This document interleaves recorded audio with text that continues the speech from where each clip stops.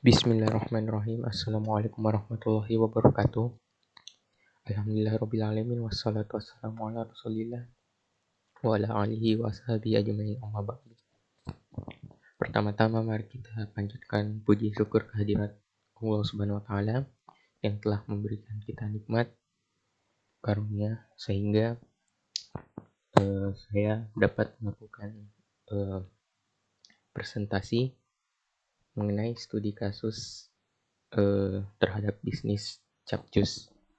Ini lebih ke analisis studi ya, apakah bisnis ini layak dijalankan ataupun belum layak gitu. Tapi di sini bisa dibilang analisisnya bersifat subjektif. Dalam artian analisanya itu masih minim dan belum mencapai ke dalam internal perusahaan itu sendiri. Dan sumber-sumber yang saya dapatkan itu lebih ke dari platform sosmed, dari internet gitu, dari website gitu. Nah, kali ini saya ingin membahas mengenai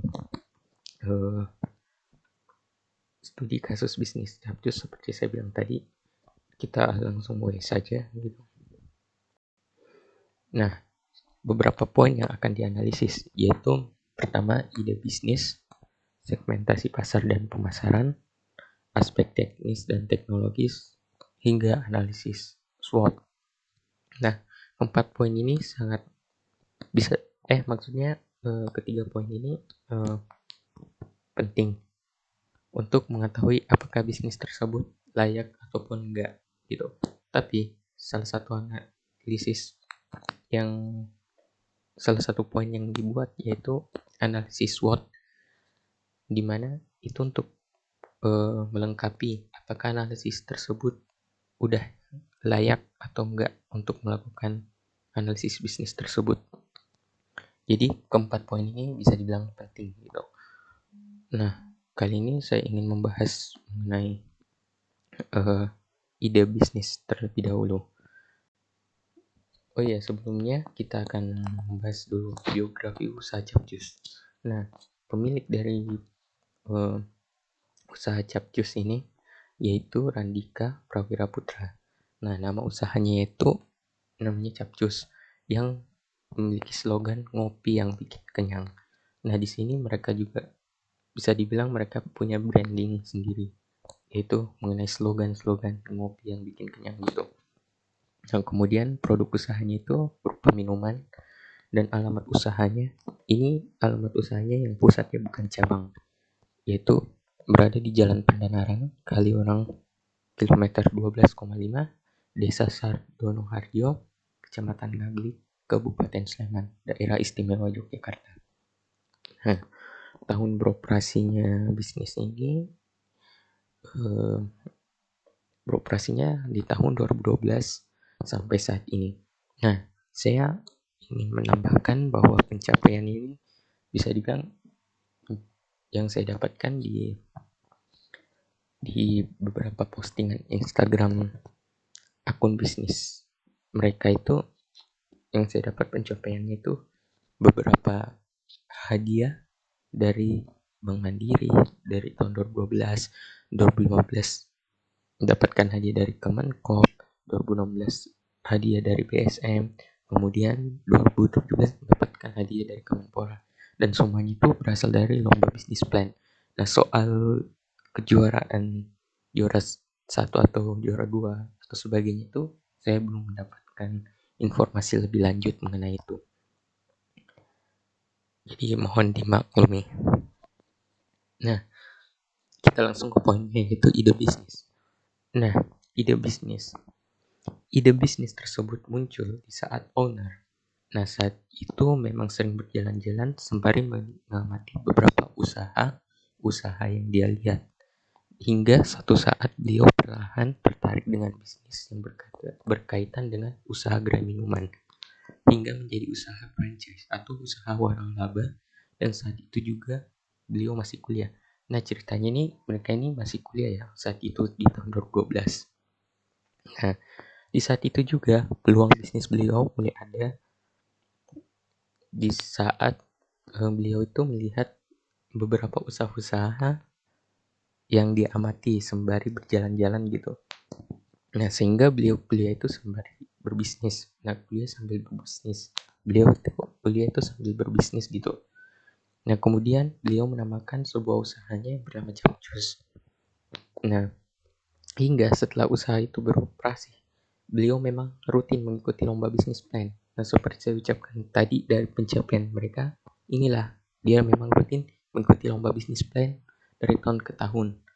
Nah, saat ini usaha minuman franchise atau yang gerai minuman yang mau waralaba yang punya cabang di mana-mana tersebut memiliki beberapa cabang di kota Yogyakarta. Nah, perlu diketahui perusahaan Capcus ini merupakan sebuah brand minuman yang dipadukan dengan topping kekinian yang menambah cita rasa dan keunikan tersendiri bagi penikmatnya. Nah, dari ide bisnis tersebut mereka itu dapat dari apa ya? Bisa dibilang sambil menyelam minum air gitu. Dia tuh berjalan sambil mengamati apa apa peluang bisnis yang cocok buat dia gitu. Dan ini mohon dimaklum juga karena ide bisnis ini saya dapatkan dari beberapa sumber dan belum mendalami informasi-informasi yang lebih mendalam mengenai ide bisnis beliau, karena ya ada beberapa website bisnis tersebut yang belum yang nggak bisa terbuka gitu alias nggak terpakai lagi. Jadi saya dapat informasi ini dari beberapa teman, bahkan mungkin beberapa teman yang pernah yang sering berlangganan di Capcus ini. Kebetulan beliau juga sering bertanya-tanya gitu. Nah, kemudian kita lanjut aja ke segmentasi pasar dan pemasaran. Nah, kita tahu segmentasi pasar itu terdiri atas segmentasi pasar itu terdiri atas 4 bagian gitu. Yaitu segmentasi pasar berdasarkan geografis, berdasarkan demografis, berdasarkan psikografis, dan berdasarkan perilaku. Tunggu, nanti saya jelaskan ya. Nah, kita akan tulis ya segmentasi pasarnya.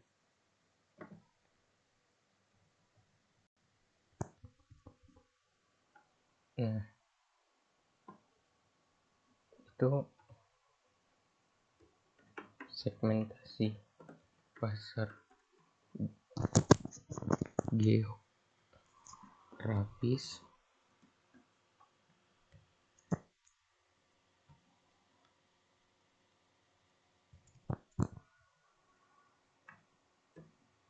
demografis, psikografis, dan perilaku. Nah, keempat segmentasi pasar ini sangat berkaitan dengan bisnis tersebut, di mana segmentasi pasar geografis itu terdiri atas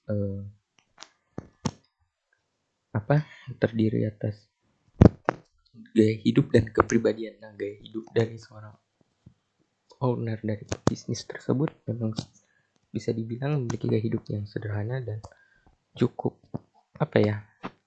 cukup lihai dalam mengamati peluang-peluang bisnis tersebut.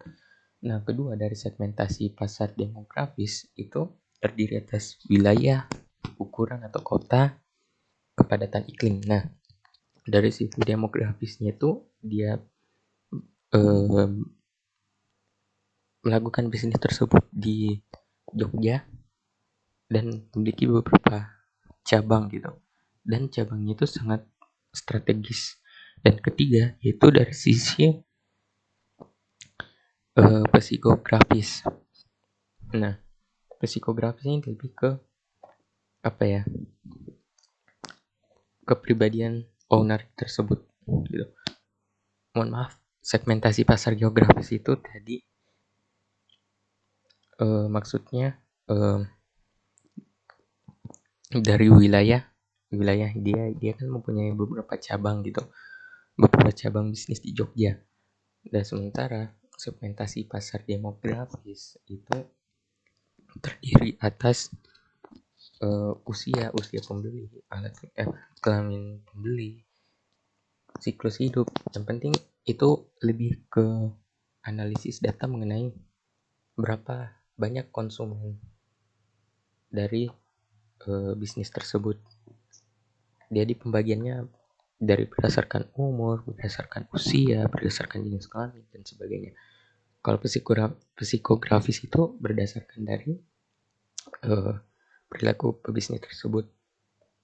Nah, dari perilaku itu, segmentasi pasar perilaku itu lebih ke sikap. Nah, kejadian sikap. Nah, kita kembali lagi, sikap pebisnis ini gimana? Apakah bermanfaat untuk konsumen? Apakah bisnisnya bermanfaat untuk keberlangsungan hidup mahasiswa? Kebetulan orangnya seorang mahasiswa yang bisa dibilang konsumennya rata-rata dari mahasiswa gitu. Nah, kita lanjut ke dari pemasaran. Nah, pemasarannya itu terdiri atas marketing mix 7P, yaitu produk, price, place, promotion, physical audience, proses, people, dan sebagainya. Bukan itu 7. Dan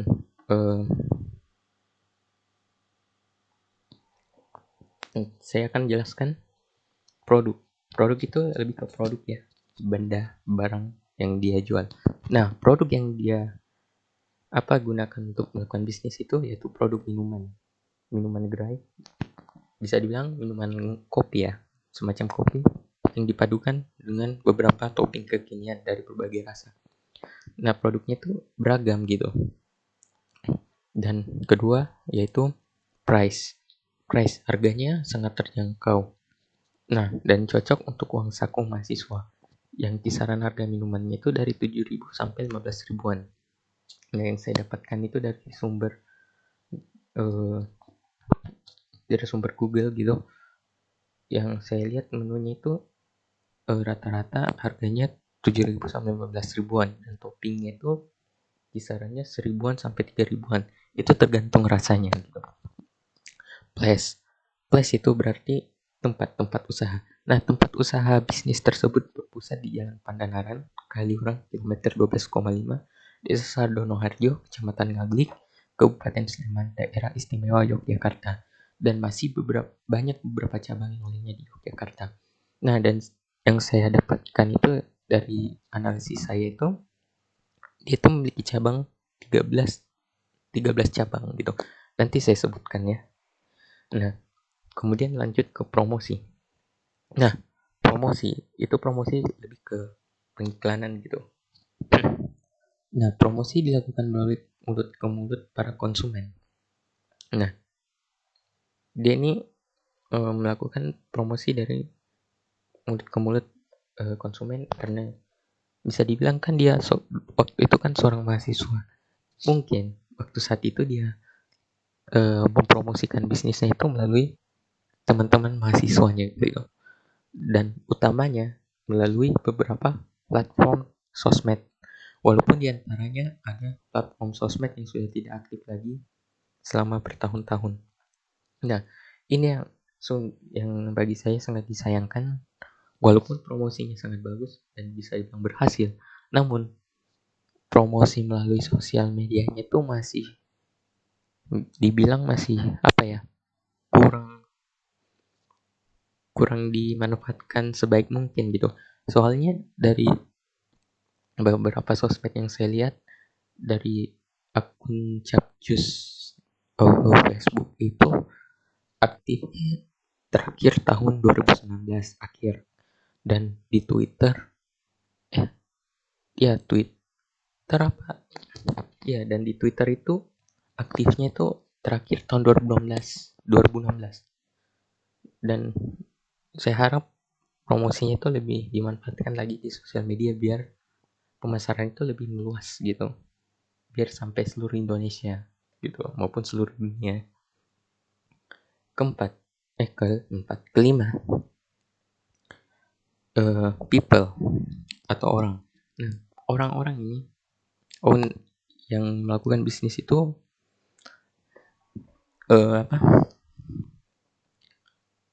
seorang owner itu seorang mahasiswa saat itu, dan sekarang dia sudah alumni ya, beserta beberapa pekerja yang terdiri dari karyawan yang tersebar di sebuah cabang Capcus.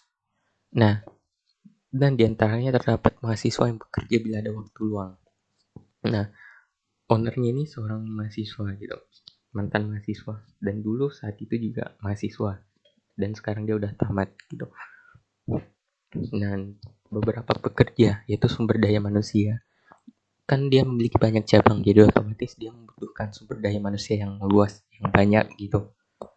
Dan uniknya ada diantaranya seorang mahasiswa yang bekerja bila ada waktu luang gitu.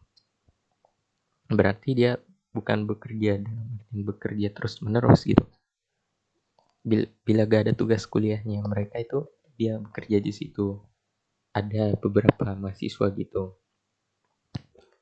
Kemudian proses dia melakukan bisnis itu ya seperti yang saya ucapkan tadi, itu prosesnya bermula dari berjalan-jalan sembari mengamati beberapa usaha orang lain.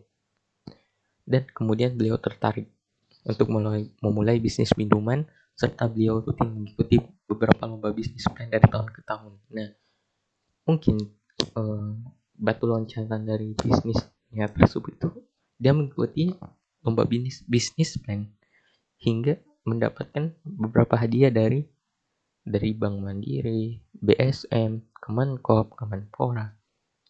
Nah, disitulah mungkin membuat bisnisnya itu lebih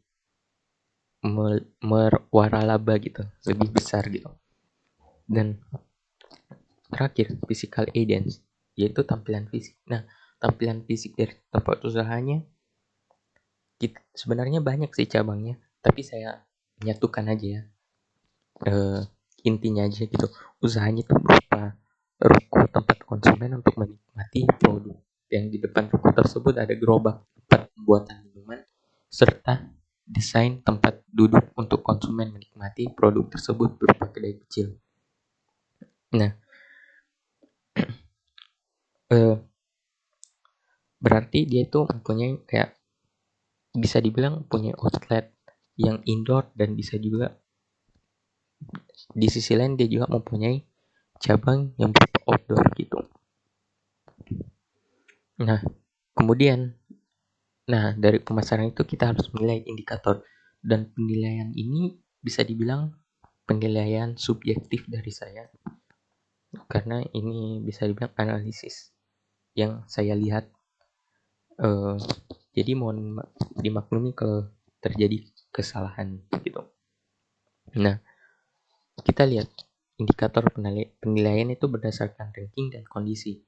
Nah, keterangan ranking kita lihat sini, kalau 10 itu tidak berpengaruh, hingga kalau 50 sangat dibutuhkan. Nah, kalau keterangan kondisi itu di nomor 1 itu sangat tidak siap, dan sebaliknya yang kelima itu sangat siap. Berarti urutannya itu kalau dari keterangan ranking itu urutannya itu dari tidak dibutuhkan sampai sangat dibutuhkan. Sementara keterangan kondisi itu dari sangat tidak siap menjadi sangat siap. Nah, kita lihat kebutuhan teknologi itu rankingnya itu yang saya amati itu 40. Kenapa? Karena ya namanya bisnis franchise yang waralaba, pasti dibutuhkan teknologi berupa platform sosmed dan sebagainya, teknologi untuk membuat minuman gitu biar produksinya lebih cepat, dan kondisinya itu bisa dibilang apa ya, kurang siap, karena saya lihat seperti yang saya bilang tadi, platform sosmednya itu kurang dimanfaatkan sebaik mungkin gitu. Jadi nilainya 80 dan dampak terhadap lingkungan 20 agak dibutuhkan atau berpengaruh kecil. Nah, kenapa berpengaruh kecil? Karena limbahnya itu bisa dibilang limbah yang bisa didaur ulang. Maksudnya plastik yang gak seperti botol-botolan gitu, cuma gelas yang bisa didaur ulang menjadi apa ya, bahan-bahan daur ulang berupa bunga-bunga dari itu tempat minuman gitu.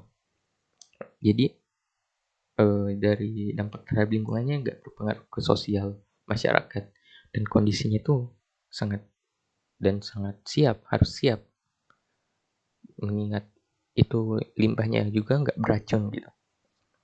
Dan keterampilan SDM 50. Nah, keterampilan SDM ya sangat dibutuhkan karena dia kan mempunyai beberapa cabang gitu.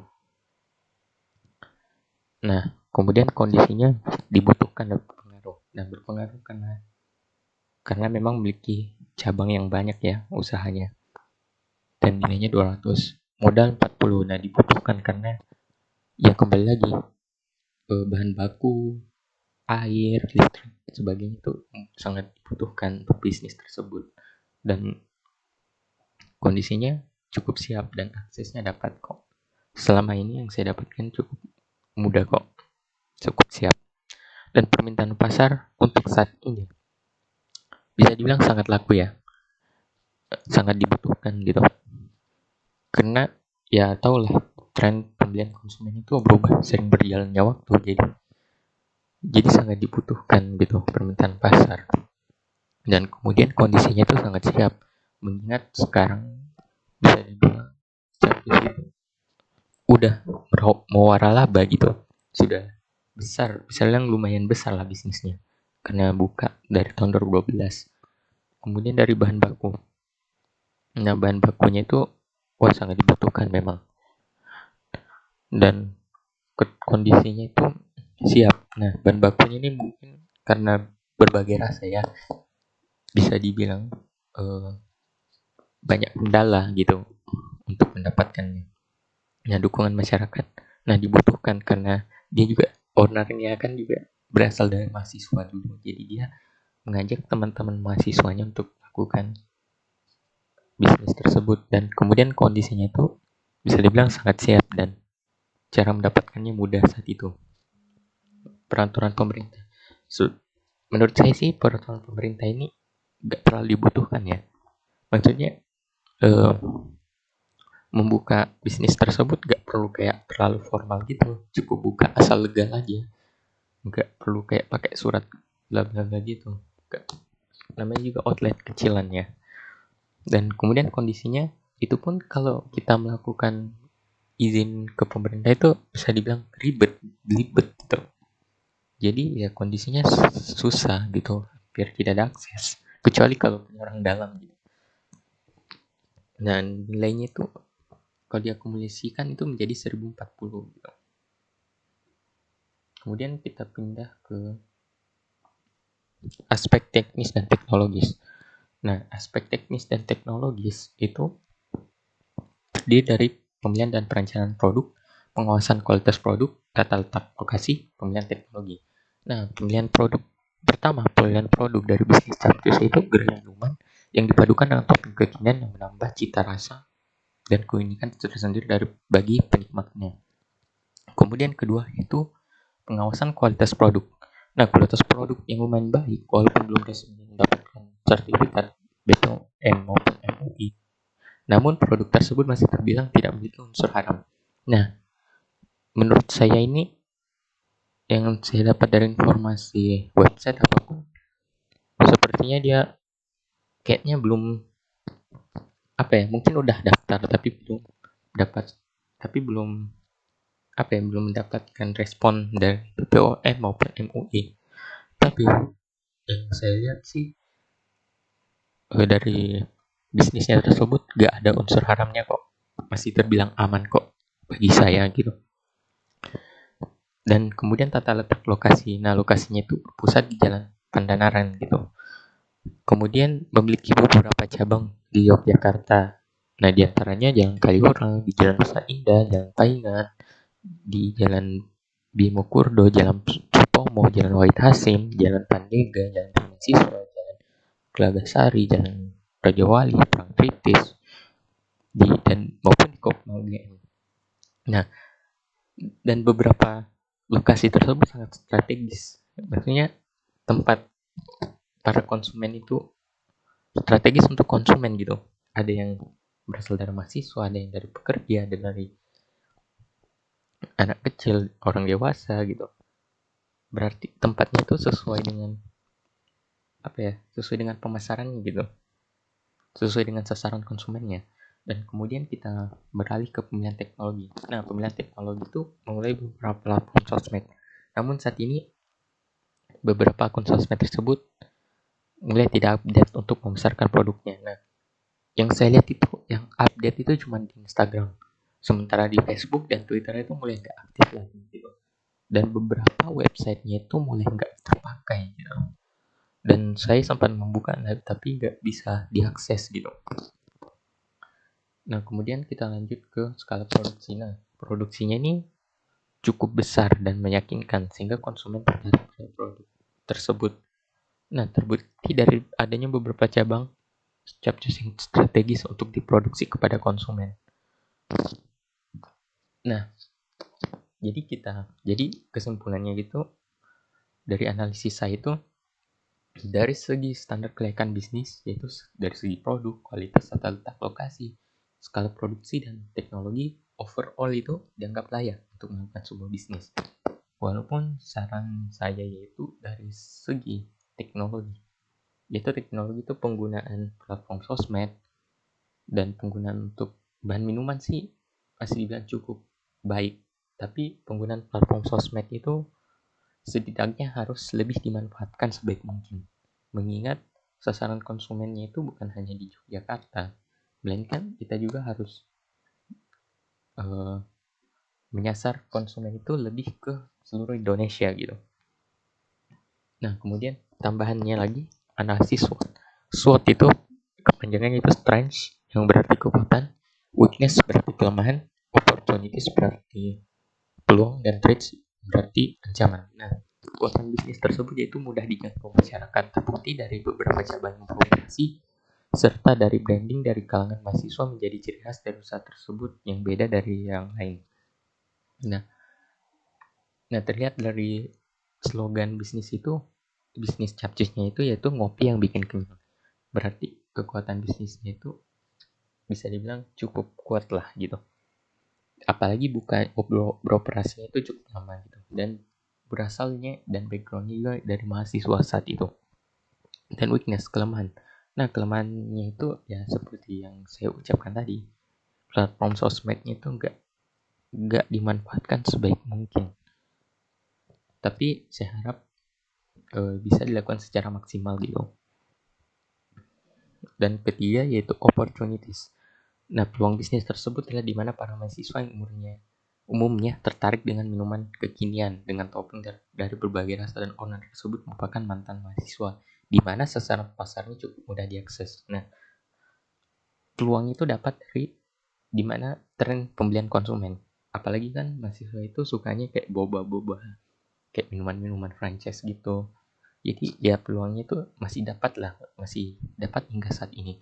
Dan sasaran pembelinya itu bisa dari mahasiswa, bisa dari warga, atau para kaum Gen Z atau kaum milenial. Nah, ancamannya itu, ancaman dari bisnisnya itu tren belanja konsumen yang berubah seiring perkembangan zaman. Nah, banyak bisnis yang dimana mulai bisa dibilang tutup, mulai nggak beroperasi lagi karena tren pembelian konsumen yang berubah-ubah gitu. Jadi ancamannya juga datang dari pesaing bisnis. Nah, pesaing bisnisnya itu bisa datang dari pesaing bisnis yang baru beroperasi dan lama beroperasi gitu. Nah, yang lama beroperasi itu biasanya datangnya dari para pelanggan yang memiliki pebisnis memiliki pelanggan tetap yang lama dan bisa dibilang cukup berpengaruh gitu. Dan ancaman dari bisnis baru itu datangnya dari dari branding atau ciri khas yang berbeda dari yang lain. Nah, serta ancamannya itu datang dari orang-orang yang pada dasarnya tidak senang terhadap pencapaian bisnis tersebut. Nah, biasanya ada-ada aja itu orang yang biasanya mungkin benci terhadap owner tersebut. Biasanya kita nggak tahu, yang namanya juga bisnis yang sukses pasti ada juga orang yang benci gitu. Dan bisa jadi berpengaruh karena bisa jadi dia juga memberikan penilaian buruk atau feedback buruk terhadap bisnis tersebut. Nah, itu sangat berpengaruh. Nah, itulah dari 4 analisis yang saya dapatkan.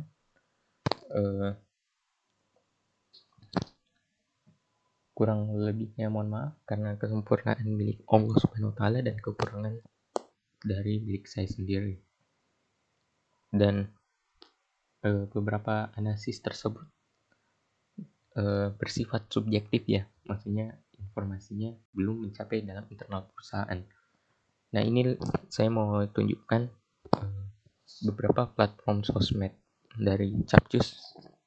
Kalau Instagram,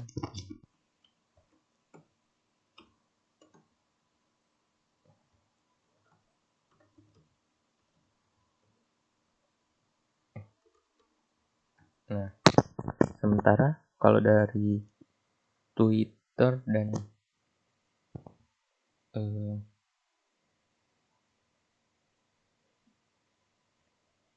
kalau dari Twitter dan Facebook itu setahu saya yang ini.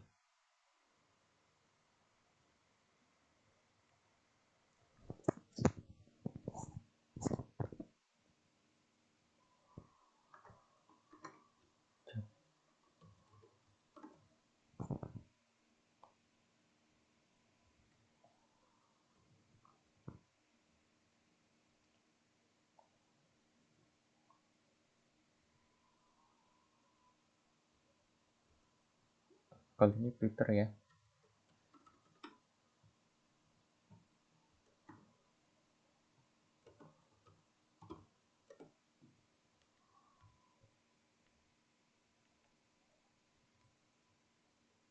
Kalau Facebook itu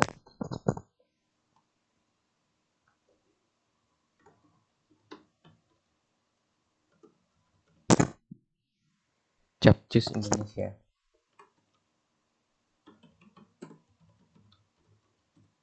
Nah, itu sumber-sumber yang saya dapatkan dan beberapa web yang saya dapatkan tapi nggak bisa terpakai dan tidak perlu untuk saya tulis untuk websitenya. Dan terima kasih atas perhatiannya. Mohon maaf bila terjadi kekurangan. Wabillahi taufiq wal hidayah. Wassalamualaikum warahmatullahi wabarakatuh.